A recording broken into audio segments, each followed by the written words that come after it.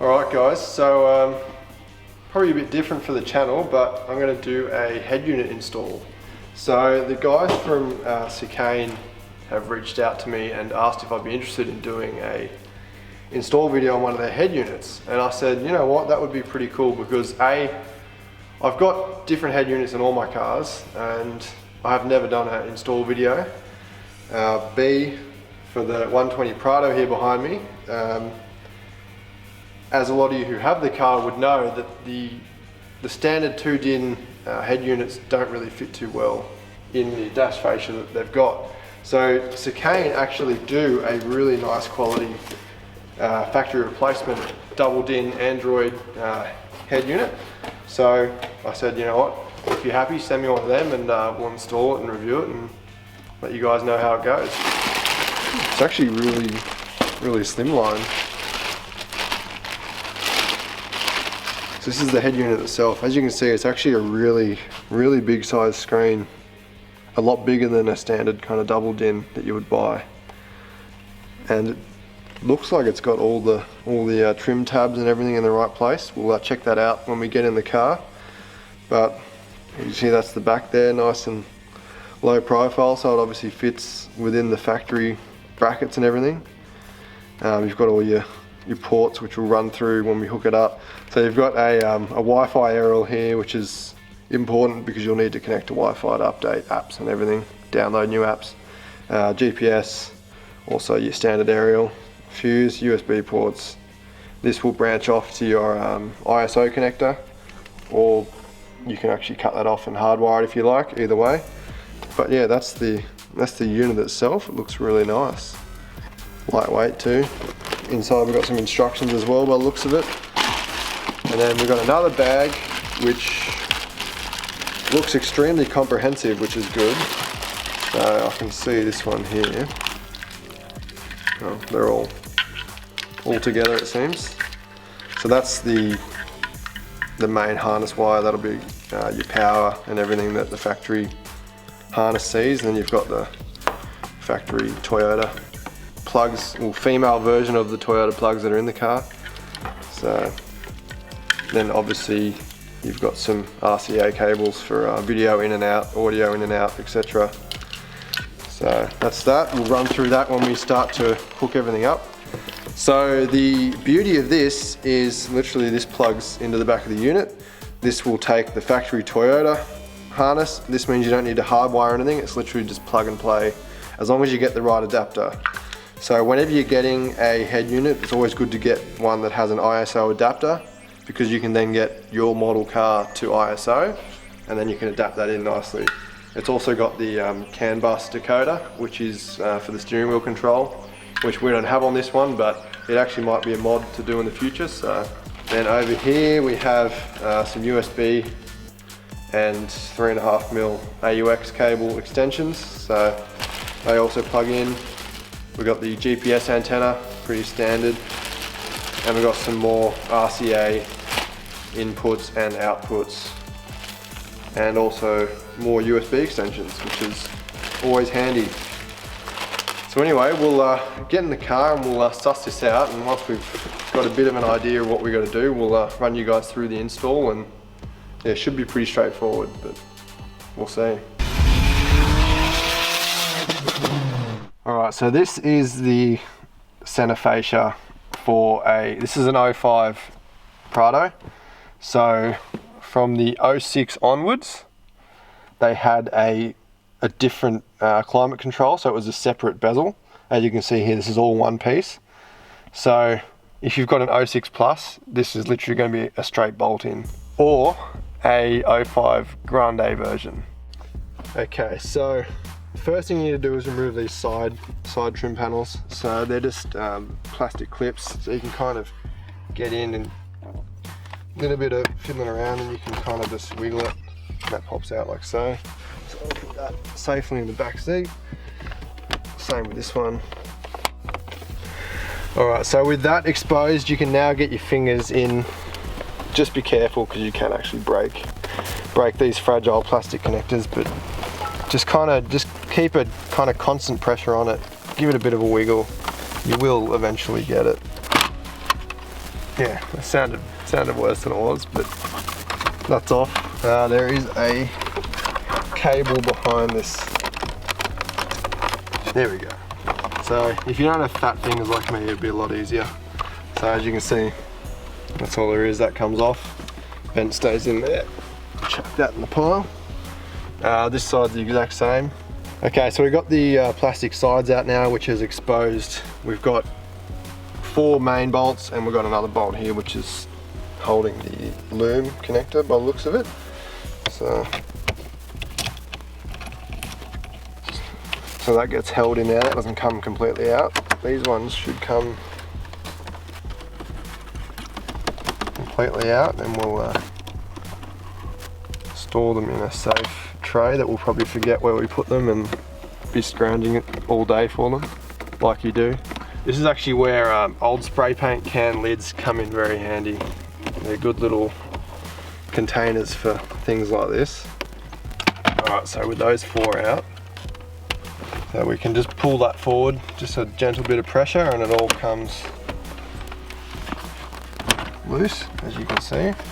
Alright, so I've already taken these out, but as you can see, there's 4 Phillips head screws that go into the side of the factory head unit, and also we'll have to take this one out up here. So as you can see, these sides are now loose, so all this is kind of flapping in the wind. So we can now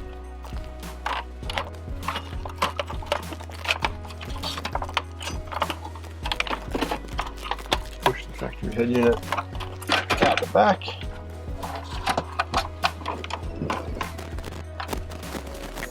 There we go, throw in the bin. Be a cool retro paperweight. Shop radio. Okay, so what we're going to do is just take this top bezel off. So there's a couple of Phillips heads coming in from the back, holding it in. Alright, so there's just one little clip in there, so just be careful, you don't want to bust this off, but a little bit of gentle pressure and you'll be able to pop it out like so. So we can also disconnect this harness. So whenever you're disconnecting harnesses, it's always good to hold onto the plug, not the actual wires. So one thing to note, we'll chuck that up there. And now it's becoming a lot more clear what we've got to do. Which is? Install a head unit. I forgot while we were foraging through the dash. Looking for those Mentos.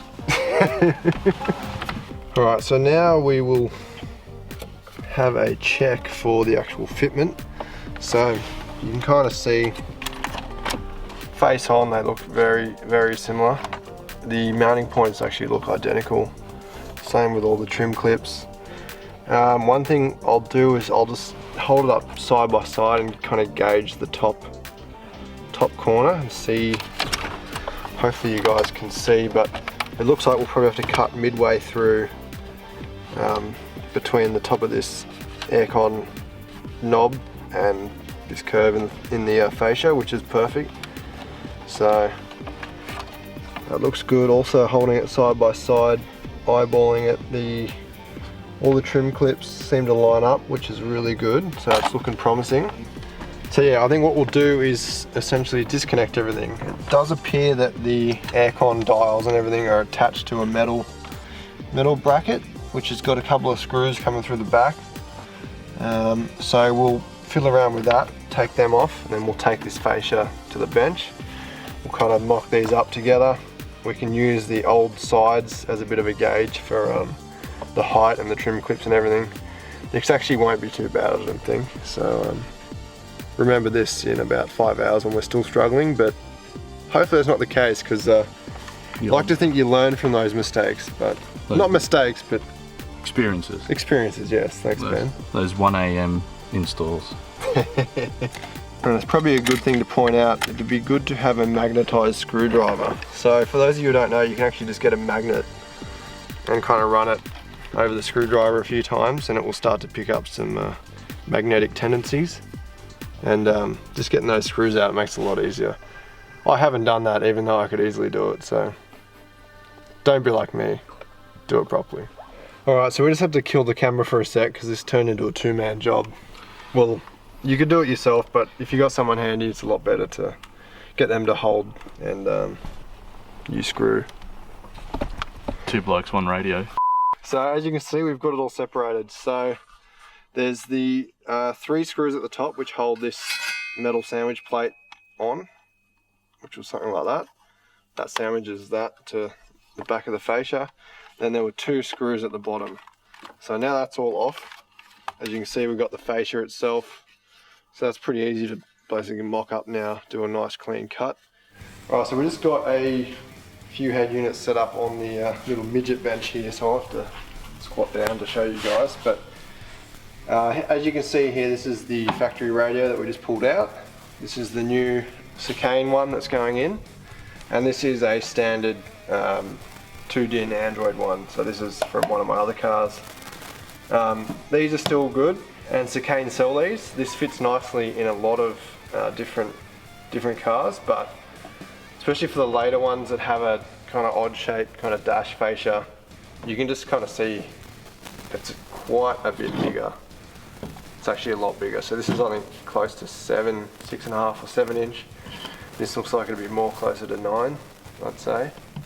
So yeah, that's going to be an awesome improvement. So we're just having a bit of a mock up on the table here, guys, and as you can see, we've got it overlaid on the back side, so all the holes are lining up, everything looks really good. It's going to be kind of where these trim screw bosses are, but what we're thinking is it's actually got a little bit of a lip on the fascia of the new unit. So we'll probably just cut it up above these screw bosses you can see here, and then hopefully this little thin section of lip of the fascia should cover our cut if it's got any inconsistencies in it. So the main thing is you want to start high, and you can always take more off, you can't put more back on. Alright, so just to be safe, we've kind of mocked it all back up as it would be in the car, because we realise when we cut this out we're going to lose the one factor that's kind of indexing everything together. So Ben's kind of just put it all back together, and we're just going to do a paint mark, as you can see Ben doing there, just to index things, because once we cut it we kind of lose all that. So as you can see, that's there. Alright, so just one more check. We've got the verniers. Ben, the old engineer here, is going to do some quick calculations just so we do cut this in the right spot. So what are we thinking? Okay, so one of the critical dimensions is this protrusion here, which interlocks with the top panel into there. So when that fits up, it goes in like that. So that's going to be a critical dimension, and that's also replicated on here. So you can see here, there's that one there, and that will slot in through the top like that. So we know that's a controlled dimension. So then the next question is, where do you cut? How far down do you cut? So if you look side on, there's the little rebate. So we're not going to go to the end first, we're going to cut to there and have it overhang. And then later on, if we change our minds, we can still cut down a bit further. So what we want to know is the dimension from this lip here to the rebate there, and then we can transcribe that onto this panel from that lip down to where we want to cut, and then we can square it off and cut it. Okay, so let's do some measurement. First things first, we're going to measure from there to there, and then we'll subtract that rebate. So that's pretty much zeroed. Yep. Okay, so we're going to measure from there to about there, and that gives us 145.38, so let's call it 145.4. And then we're going to measure this little rebate here, and I'm putting my finger over the end because then I can feel when it goes square. So there's a couple of ways you can measure, roughly like that, which gives you 2.6. You can measure it like this, using the end, which is about 2.6. Because my memory is terrible. Let's come back to here. 45.3. So minus 2.6 is 142.7. Is that right? Don't ask me. 142.7. So let's bring it down to 142.7. And does that look about right? Yep. Yep. So from there to there. Yep. That's So about lock that on, and then we'll see how it ends up with this boss.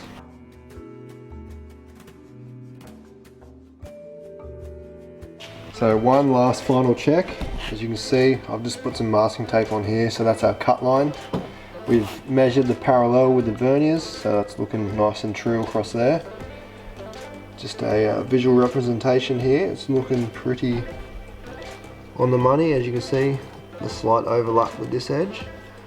And as we said before, we can always cut this down a little bit further. So I suppose the best thing to use for this is probably a hacksaw for those of you at home with limited access to tools. We might do that, we might use a multi-tool, see what we think. Alright, so we've repurposed the old transmission jack to work as a nice height workbench. So Ben is holding this securely, and You get the honours. Committed now. so the main thing is just let the tool do the work. You start pushing on things, it's just going to kind of bind up and you'll scratch something up or you'll snap it. With this ABS plastic, a nice cold cut like this with a hacksaw won't heat it up, won't melt it.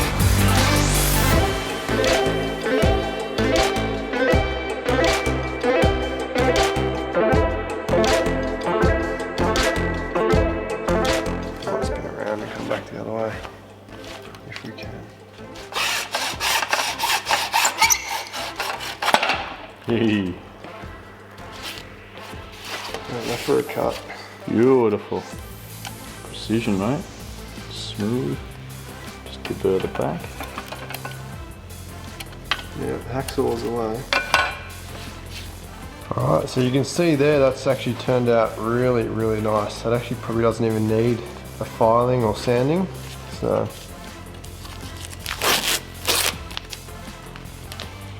bloody marvellous. Alright, so we've just been firstly test fitting the top section to the new head unit.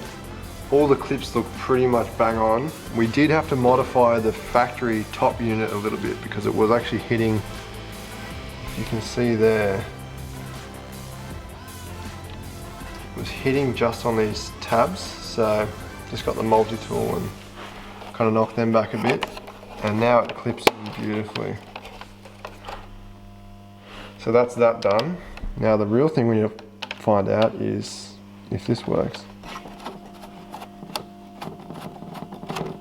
That is friggin' beautiful. Looking good. Very impressed so far. Looking good. That's very tidy. Mate, I reckon that's a winner chicken dinner. That is clean AF. So look, I'm not one to brag normally, but we are pretty fucking good. Obviously once it's in the car it will align better, but so far that's all looking really, really factory.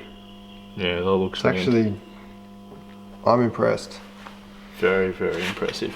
Alright, so we are in the process of routing all our necessary wires. So this is going to be different for everyone at home. You're probably going to have different things you're going to want to connect. But we do have, well, the head unit does have basically everything you can imagine. So, okay, so usually it is divided up into basically power and speakers and a few other things. So this is the main connector that goes into the head unit. So that has your speakers, power accessory, illumination, all that stuff. And what they've done, as you can see, they've got different type of connectors. So the ones for this Prado in particular are these two here, and they obviously just come over and splice together with other different style connectors. So what we probably will do is actually cut off the ones that we don't need, so they're not just kind of rattling around behind the dash, and it'll also make kind of feeding this stuff in behind the head unit a lot easier. As we mentioned before, it's got the CAN bus protocol decoder but we don't have that in this car, so we will leave that in case we do change that in the future. There's some more audio in, but that goes to a different plug. So over on this loom here, that also plugs in to this side of the head unit. So as you can see, we've got these set up. So we've got auxiliary in, so left and right. We've got a auxiliary video in, so that would be to a separate camera. We've got the reverse camera in, so that is yet to be wired. Whilst we have this apart, we'll actually connect the power wire to this that's already been pulled through. And then you've also got kind of video out, audio outs, subwoofer out, and front right, front left, all that. We've also run the GPS aerial. That's all sitting in here ready to plug in. We've got the USB extensions as well. That's actually really good that they came with them. Yes, there's also another one that we run down to the kick panel here that plugs in with this loom here, which also has the external mic. So if you want to use an external mic, I suggest getting a good quality one from a something I think it has to be a mono connector, 1 pin as well, otherwise it won't work. So this one in here is from an old Nokia system that was installed ages ago, so we'll keep that and see how it goes. And yeah, for now we'll just keep routing wires. As I said, it's going to be different for everyone, so we'll run what we need and basically get this back in. It's all the reverse of what we did to get it out, basically, so we won't bore you with that. Alright guys, so it's been a couple of weeks since we finished this install. We did actually shoot this footage, but as you probably noticed throughout the video, there's a random static crackling noise that comes and goes. Yeah, so like usual, haven't really had a chance to play around with this, but nonetheless, we've tested a lot of things out and we'll give you guys a run through on the head unit. So we'll fire it into life and walk you through it. So we actually have it has a sleep function built in, so we've got that turned off. Just because I've found with other head units, sometimes it has connectivity issues with Bluetooth, so I just turn it off. You have to wait maybe 30 seconds for it to boot, but it enables the Bluetooth to connect every time. So, okay, so here we are at the main screen. Obviously this is fully customizable. It's just like a Android smartphone. Any app you can get on your phone, you can get on this. Alright, so down the side here, as you can see, you've got power, home, back, volume up, volume down. Then yeah, you can see the built-in mic spot there, but we've got the external one plugged in. So you can see in the pull down thing, currently connected to the phone for Wi-Fi, as you can see. Bluetooth, then you've got volume, brightness, amplifier, so you can play around with the EQ. It does actually sound really good. We'll put some music on in a sec. Alright, so this is already set up, but essentially what you're going to do is plug your phone into the USB 2 input, which is on the back of the unit, and you go to Z-Link, and essentially, yeah, once you've got to unlock your phone for it to work, but essentially you've got all the stuff on your phone. I'm guessing you can probably also add extra apps that are on your phone. So the main thing that you would be using this for is Google Maps, so you can use it basically straight from your phone. Yeah, so I'm sure all of you guys are pretty familiar with Apple CarPlay and Android Auto. Basically it gives you what your phone has on the screen so you can safely use it whilst driving. I think that's the logic behind it. It is also pretty handy. The main thing is music, so you can go here. Obviously you don't need to transfer all your data onto the head unit, it's just straight off your phone. And yeah, I guess we can just put on some Silverchair. Really good sound quality as well, so we can't really play this for too long because it'll flag copyright, but alright, so the other cool thing, you've got the well, you can use multiple OBD apps, but in this case we use the OBD Talk app. And as you can see, still got to set up all the gauges and everything, but yeah, you can basically read out whatever the ECU is reading. So going back, you've got music, which is what's on the unit, so that's the physical stuff. If you plug a USB in with music on it, it'll come up in there as well. You got the radio, so really good sound quality. Hopefully the mic does it justice, but take my word, we're both pretty picky with sound quality, so it ticks both our boxes. It does have built-in nav, but we need to load on the Australian map because it's currently got the Israeli one. So we've actually got that downloaded, ready to go. We just haven't got around to it. So yeah, moving along, you've got the CarPlay, which you've seen. So I guess next page I'll start at the top and work our way down. So you've got Bluetooth, which is basically your dial pad. You can make and receive calls. Also contacts, but they're not transferred. And you've got A2DP, which is basically Bluetooth music, as you can see. So whatever's on your phone's media player, essentially it will play through here. You've got a file browser, so you can look through what's on the flash memory of the drive, nothing special there. AV in, this will be your auxiliary in with the left and right RCA cables, which we plugged a 3.5mm standard headphone cord into. Gallery, don't know why you need that. What's this? Ooh. Oh, hello, lovelies. Very bizarre, but keep that on there.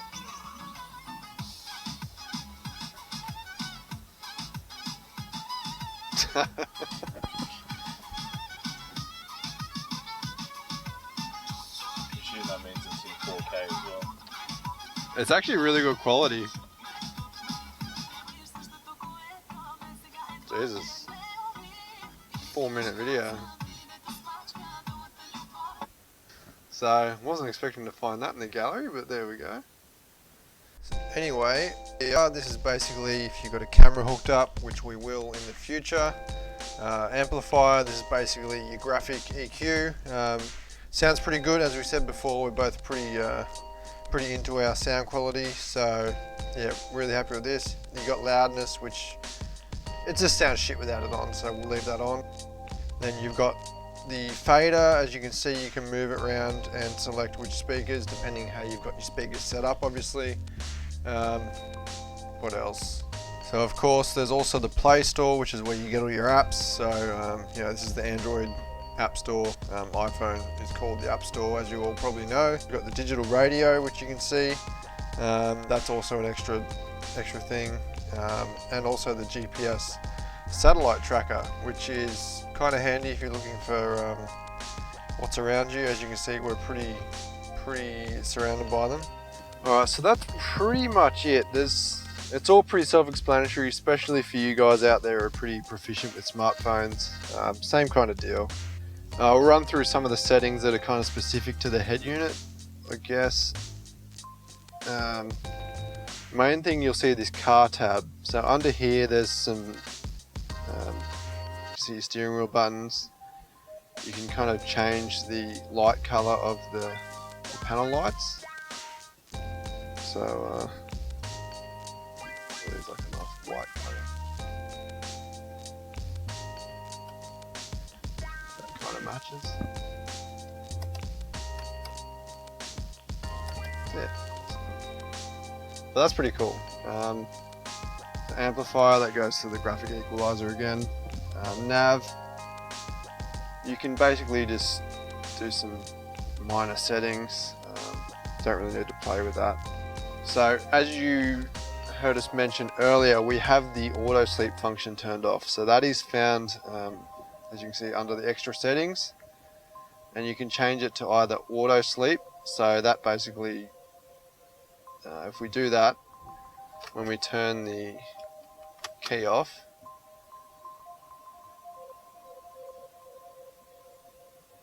As long as it has battery power, when you come back to the car, it'll open straight back up. But as I said, the problem with that I've found in other cars is it doesn't connect to Bluetooth sometimes. A lot of the time it's fine, but it annoys the shit out of me, so we've just turned it off on this. So it'll auto sleep for 30 seconds, then it'll do a hard shutdown basically. So it just needs to boot up when you start the car. You can change like the reversing X mirror, volume, and all the kind of reversing lines and stuff like that. Nothing you really need to play around with. So it is probably worth mentioning that you will have to go into the date and time and set it up to where you are, because it's normally set to China or Israel or wherever this came from. You can also do 24-hour time, which I like to do. Yeah, so it's mostly what you'll get on your smartphone. There's a couple of extra settings that aren't usually found, but yeah, nonetheless, it's about the gist of it. Alright guys, so yeah, pretty basic stuff. Minor modification, well for us anyway. It might be a big job for some people out there who haven't really attempted any DIY stuff, but nonetheless it's really easy. Most cars you probably won't even need to do that.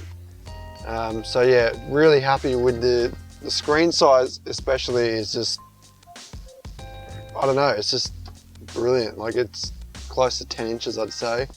So final thoughts, 100% worth the money. The fact that it fits so nicely in this kind of oddly shaped fascia unit is such a plus. You get, you know, basically another 2 inches of screen. Looks a lot better, bolts straight in. Super happy with it.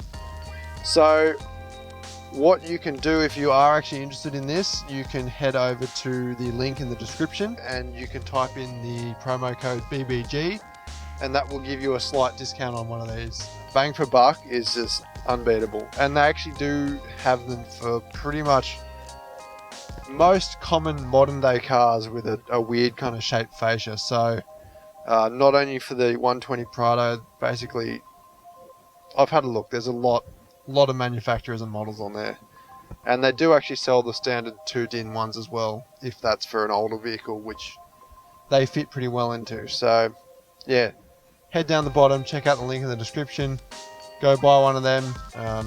You know, you help support us, and also you get yourself one of these awesome units. So anyway guys, hopefully this helped a lot of you out there.